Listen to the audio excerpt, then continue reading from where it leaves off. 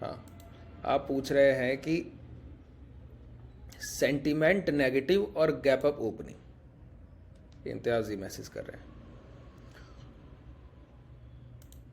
बहुत ध्यान से समझिए, कल हम लोगों ने समझा भी था कि आज के सेशन में हम लोग देखेंगे कि हमारा किस तरीके से प्राइस को आगे हम अप्रोच करेंगे। ठीक है, सेंटिमेंट नेगेटिव नहीं सर, जैसा ट्रेंड वैसा प्राइस, जैसा बाजार रहेगा उसके अकॉर्डिंग हम अपनी पोजीशन को प्लान करेंगे। 70 के आसपास सेल किया था हम लोगों ने 52,100। क्यों 52,100? जब कल के सेशन में हम लोगों ने 52,000 का स्ट्राइक बेचा है, आज 52,100 क्यों? वैसे तो पिछले सेशन में अगर आप लोगों को ध्यान हो तो थर्सडे को जो हम लोग बेच कर गए हैं ना, वो बेच कर गए थे 52,500, 52,500 के बाद 52,200, और उसके बाद फिर कल का जब मार्केट ओपन हुआ था हम लोगों ने बेचा 52,000। ठीक है, आज 52,100 क्यों? ये तो लगातार हमको नीचे नीचे अपनी पोजीशंस को बढ़ाते हुए डाउन साइड आना चाहिए स्ट्राइक प्राइस में, लेकिन ऐसा आज तो नहीं किया। आज थोड़ा सा ऊपर क्यों शिफ्ट हुए? क्यों? प्राइस को मौका देना है। किस लिए? कि अगर अप डायरेक्शनल मोमेंटम भी आए तो हमको कोई बड़ा रिस्क ना लगे। अब ये क्या है? ये एक प्राइजेक्शन ट्रेडर के लिए सबसे ज़रूरी चीज़ है सर। अगर आप इन चीज़ों को नहीं समझेंगे ना, स्ट्राइक प्राइस का सिलेक्शन बहुत महत्वपूर्ण होता है कि आप क्या सेल करने जा रहे हैं। ठीक है, मुझे जो डिसीजन लेना होता है आप सभी के बिहाफ पर एक म्यूचुअल डिसीजन लेना होता है कि जिसमें आप सभी का भला हो, किसी एक का भला सोच के नहीं कर सकते। ठीक है, मैं पर्सनली तो एग्रेसिव शॉट कर लूंगा, लेकिन आपको बोलो आपको एग्रेसिव शॉट नहीं करा सकता। उसके पीछे क्या, अब समझिए कैसे।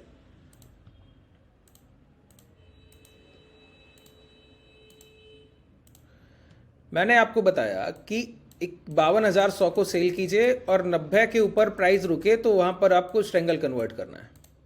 ठीक है, अब ये 90 के ऊपर रुकने का क्या है सर? अब ये चीज़ें तो मैं आगे ही समझा पाऊंगा जब धीरे धीरे क्लासेस आगे बढ़ेंगी, लेकिन मैं आपको एक बार 52,100 का चार्ट दिखाना चाहता हूँ जिससे आपको ये क्लियर लगे कि आप जो काम कर रहे हैं वो कैसे चल रहा है।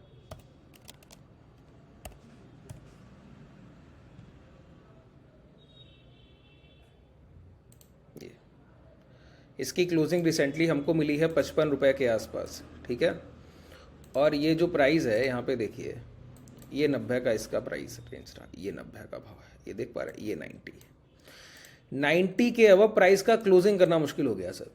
90 के अब क्लोज करना मुश्किल हो गया। ठीक है, प्राइस वहाँ तक पहुँच रहा था, और ये अगर आपको पहला मोमेंटम ध्यान हो तो जब मार्केट यहाँ ट्रेड कर रहा था ना इस रेंज पर, तब हम लोगों ने शॉर्ट कर दिया था, यहीं पर पोजीशन को बना लिया था, सेल का स्ट्राइक यहीं पर हम लोगों ने शॉर्ट किया। उसके बाद बाजार ने पहला मोमेंटम ये दिया, 800 अब गए। और अगर आप लोगों ने गौर किया हो, हम लोग 82-83, जिन लोगों के पास पोजीशन होगा बहुत अच्छे से रिलेट करेंगे आप उस स्ट्राइक प्राइस के प्रीमियम से। 82-83 के बाद एक ऐसा समय आया होगा, ज़रूर, मैंने तो नहीं देखा, लेकिन आप लोग उससे ज़रूर समझ पाइएगा बहुत अच्छे से जिनके पास पोजीशन होगा उस टाइम। 83-84, 83-84 के प्राइस के बाद मार्केट तो ऊपर की तरफ बढ़ रहा था, लेकिन ये प्रीमियम्स में जो अप साइड मोमेंटम था वो कंसोलिडेट कर गया था, रुक गया था। ये आपने दोबारा भी देखा, जब प्राइस के पहले हाई क्या लगे 50,900, ये इम्पैक्ट हाई। उसके बाद प्राइस ने इसके बाद क्या हाई लगाए 50,960, उसके बाद क्या हाई लगाए 50,980। इस प्रीमियम में अगर आप गौर करें, जो पहला इम्पैक्ट हाई लग गया 95 के पास, उसके बाद तो प्राइस ने एक बार भी इस हाई को ब्रेक ही नहीं किया। जब तीसरा मोमेंटम गया ना, तब भी प्राइस 76 से चलकर, और ये एवरेज इसका प्राइस क्या रहा पूरे दिन, 80 के आसपास ट्रेड किया है। मैक्सिमम टाइम 80 से 85 ट्रेड किया है। क्लोजिंग के टाइम पे मोमेंटम मिल गया तो वहां पे प्रीमियम डे के भी मिल गया। ये क्या है सर? हम अपनी पोजीशन को सेव करके चलते हैं। अच्छा, क्यों हम लोगों ने एग्रेसिव शॉट नहीं किया? बहुत ध्यान से सुनिएगा एक एक पॉइंट को। ठीक है, कल जब पिछले सेशन में थर्सडे को हम लोगों ने 52,500 बेचा, मार्केट और नेगेटिव हुआ, 52,200 बेचा, हम लोगों का इस एक्सपायरी भी पास आ रहा है, प्राइस का ट्रेंड भी नेगेटिव है, फिर हम लोगों ने कल के सेशन में 52,000 बेचा। तो अपने स्ट्राइक प्राइस को कॉल साइड से हम लोअर साइड शिफ्ट करते जा रहे हैं। ठीक है, लगातार शिफ्ट कर रहे हैं। उसके बाद आज के सेशन में ऐसा क्या है कि हम लोगों ने अपने स्ट्राइक प्राइस को लोअर साइड शिफ्ट करने की बजाय हायर साइड शिफ्ट किया। पहले 5200 बेचा, और जब प्राइस में एक मोमेंटम लगभग इतना हो चुका था, अगर आप यहां पे प्राइस का चार्ट देखें, एक मोमेंटम इतना हो गया था, तब यहां कहीं जाकर हम लोगों ने शॉर्ट किया था 52,000, जो भी आप लोग लेकर गए थे पोजीशन आज। ठीक है, वहां पर हम लोगों ने शॉर्ट किया, अच्छा खासा टिके, वहां भी वो क्लोजिंग के समय आपको देकर चला गया, बहुत अच्छा मोमेंटम दे गया। ठीक है, कई लोग पोजीशन ले भी गए, कोई उसमें रिस्क की बात है नहीं। 200-250-300 पॉइंट गैप अप कर दे तो भी पैसा तो आपका 1 रुपया नहीं जाना उसमें भी। अब देखिए, ये 52,100 क्यों सर? क्योंकि मैंने आपको दो चीजें समझाई हैं आज तक। क्या? सीपीआर, सेंट्रल पाइवट रेंज, और विक्स। इन दो चीजों पे जो ट्रेडर काम कर रहे हैं उनको कभी गलती की गुंजाइश बाजार में नहीं रह जाती। अगर आप प्रीवियस मार्केट सेंटिमेंट के साथ विक्स और सीपीआर को कोरिलेट करेंगे तो आपको पता रहेगा कि आपको ट्रेड क्या करना है। मैं आज का सेशन ये कर देता हूं इसके लिए कि जिन लोगों ने अभी तक इन चीजों को नहीं सीखा है तो एक बार सीख लीजिए, और जो लोग सीख चुके हैं वो एक बार रिवाइज कर लीजिए बहुत अच्छे से। ठीक है? ये दोनों क्या है? ये इंडिकेशन है इंट्राडे मोमेंटम का। CPR, central pivot range. अच्छा, सीपीआर का मतलब मैंने आपको कई एक बार समझाया भी है। सेंट्रल पाइवट रेंज का मतलब है जैसे आज का मार्केट का ओपन प्राइस क्या है, अगर ओपनिंग आपसे पूछूं 50,531, लो क्या लग गए थे उसके बाद 50,447, फिर हाई क्या लग गए 50,950। ठीक है? तो ओपन और हाई और उसके बाद की क्लोजिंग में एक मेजर डिफरेंस दिखता है। हाई बहुत दूर है ओपन और ओपन के पास की क्लोजिंग, तो हाई के बाद प्राइस गिर के बंद हुआ, ओपन के बाद बहुत दूर तक गया था। तो जो सीपीआर होता है ना, central pivot range, central pivot range नाम में ही सब कुछ छिपा हुआ है। एक तो सेंट्रल बोल रहे हैं, तो मीडियन। मीडियन का मतलब है कि पिछले दिन का OHLC, open high low close का जो औसत आएगा उसी को हम बोलते हैं मीडियन। अगर आप बॉलिंजर बैंड यूज करेंगे, जैसे मैंने दोपहर का सेशन ATMR के साथ बॉलिंजर बैंड बताया, उसको मैं और डिस्क्राइब करूंगा अभी। ठीक है? और अच्छे से समझा दूंगा। देखिए, यूट्यूब की बात कर रहा हूं, वहां पे मैंने बताया हुआ। देखिए, OHLC, open high low close, अगर पिछले दिन का ओपन प्राइस, हाई प्राइस और दिन का न्यूनतम स्तर और जो क्लोज हुआ, जहां बंद हुआ बाजार, जहां खुला, जो जहां तक चल कर गया, जहां तक गिर कर आया और जहां बंद हुआ, इन सभी का एवरेज प्राइस निकालकर जो मीडियन आता है ना, उसी को हम बोल रहे हैं सेंट्रल। सीपीआर में सेंट्रल क्या है? वही है। और पाइवट रेंज का मतलब है एवरेज प्राइस। तो सेंट्रल एवरेज प्राइस, उसी को हमने बोल दिया सेंट्रल पाइवट रेंज। ठीक है? अब एक बात बताइए, ये मार्केट का ओपन प्राइस है 50,531, गिरकर आया कहां तक 452 से, यहां से डिमांड उठाया और हाई लगा दिया जाकर 50,950 का। ठीक है? अब बायर का खरीदारी का भाव क्या है 456, सेलर का एवरेज प्राइस क्या है जहां पे उसने बेचा है, हाई टॉप प्राइस क्या है 50,960। जब बायर और सेलर के प्राइस में, बायर के खरीदारी के भाव में और सेलर के बिकवाली के प्राइस में एक बड़ा डिस्टेंस पाया जाएगा, तो इंट्राडे का जो भी एवरेज प्राइस निकाला जाएगा, इसको वीवैप भी आप बोलते हैं। वीवैप जो है वॉल्यूम वेटेज एवरेज प्राइस है, वो वॉल्यूम को वेटेज देते हुए प्राइस का औसत बताता है। ठीक है? और सेंट्रल पाइवट रेंज सीपीआर क्या है? वो पूरी तरीके से प्राइस एक्शन बेस्ड है, जो भी OHLC है उसी के अकॉर्डिंग आपको रेंज देगा।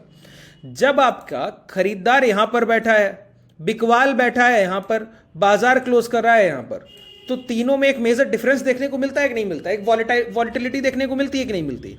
इसका मतलब है अगले दिन का जो भी एवरेज आएगा, वो लो 50,456, हाई 50,960, तो जो भी एवरेज आएगा वो एक वाइड रेंज होगी। वाइड रेंज का मतलब क्या है? अच्छा, सीपीआर तीन लाइन होती हैं, तीन रेखाएं एक साथ, इस तरीके से तीन लाइनें होती हैं। अगर इन तीनों लाइनों में मेजर डिफरेंस है, एक बड़ी दूरी पाई जा रही है इसके बीच, और ये पैरेलल लाइंस होती हैं तीनों की तीनों। ठीक है? अगर सीपीआर में एक वाइड रेंज है, इसका मतलब है पिछले दिन में एक ह्यूज वॉलेटिलिटी रही होगी। क्या बोल रहा हूं? पिछले दिन में एक बड़ी वॉलेटिलिटी रही होगी। जैसे आज क्या रहा? बड़ा वॉलेटाइल रहा बाजार। वॉलेटाइल रहा कि नहीं रहा? Up and down, up and down, up and down, है ना? तो वॉलेटाइल मार्केट था, 1% चल कर गया, फिर पूरा जितना चल कर गया था क्लोजिंग के टाइम पे लो के आसपास आके क्लोज किया। वो तो एडजस्टमेंट 3-15 के बाद जो भी मोमेंटम होगा वो पूरा एडजस्ट कर दिया जाता है, प्राइस में पूरा एडजस्टमेंट हो जाता है।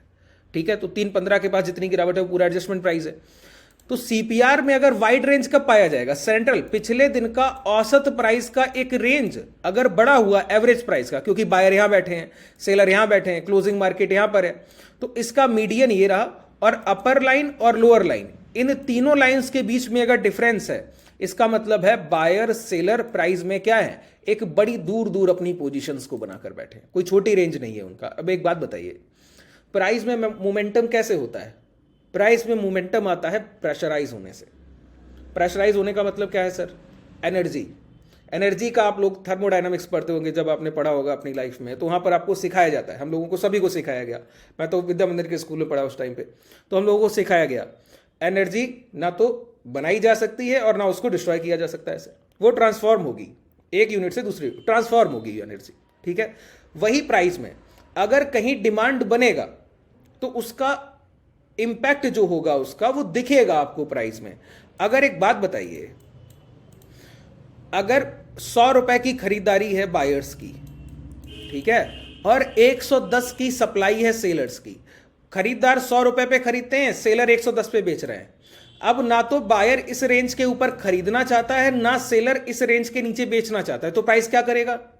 यहां पे बाइंग का डिमांड आएगा, एनर्जी बनेगी और वो मोमेंटम लेकर जाएगा कहां? 110 तक। 110 पे सेलर है। अब जो इन्होंने एनर्जी यहां पर बनाई, बूस्ट किया प्राइस को हायर साइड, यहां पे डिमांड ज्यादा हो गई, ब्लॉक ऑर्डर रेंज बनी होगी सर, ठीक है। तो प्राइस क्या कर रहा है? हायर डायरेक्शन मोमेंटम कर रहा है और 110 तक चल कर गया, तो वहां पर सेलर्स है। अब सेलर्स की अपनी एनर्जी है, किसकी? सप्लाई ऑर्डर्स की, उनका एक ब्लॉक ऑर्डर वहां पर 110 के पास है। अब प्राइस इसको टच करेगा तो नीचे आएगा। तो प्राइस ने क्या किया? एक रेंज को बना लिया। क्यों? सेलर और बायर के बीच में एक मेजर डिफरेंस है, तो प्राइस कभी बड़ा मोमेंटम कर पाएगा क्या? नहीं कर पाएगा। क्यों?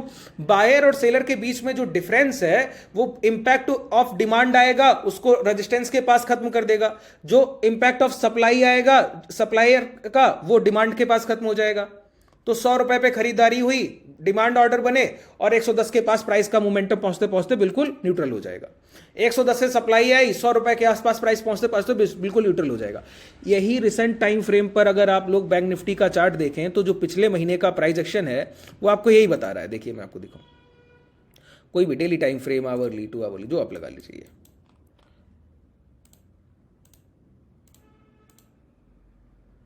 अब इसी रेंज को हम ट्रेड कर रहे हैं। क्या है इस रेंज में? प्राइस ने देखिए 3 अक्टूबर को इस रेंज में एंटर किया था और अभी तक हम इसी रेंज को ट्रेड कर रहे हैं। 19 नवंबर है सर आज का सेशन। बात क्लियर हो रही? कितना ट्रेडिंग सेशन हो गया? 1 महीना 20 दिन लगभग। ट्रेडिंग सेशंस तो 2-2 दिन निकाल दीजिए वीकली, तो लगभग आपको मान लीजिए कि 35 से 40 ट्रेडिंग सेशन मिले, ठीक है। तो 40 ट्रेडिंग सेशन और 1 महीने 20 दिन के आसपास प्राइस एक रेंज को ट्रेड कर रहा है।